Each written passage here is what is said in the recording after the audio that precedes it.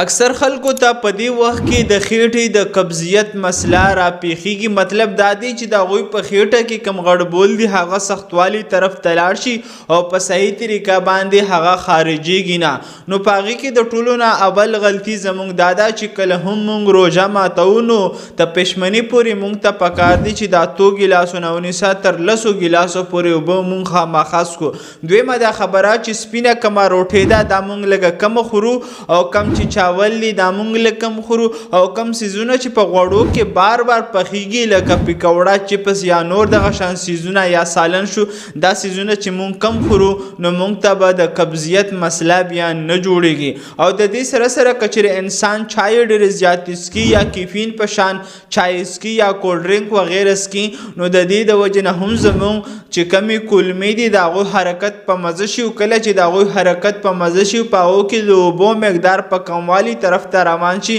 نو په دې دوران کې بیا انسان ته د قبضیت مسله راځي او کم غټ بول چې دی هغه سختوالي طرف ته ځي او بیا د انسان په صحیح طریقه باندې بهر ته نه خارجېږي چې بیا د انسان په خېټه کې درد جوړوي.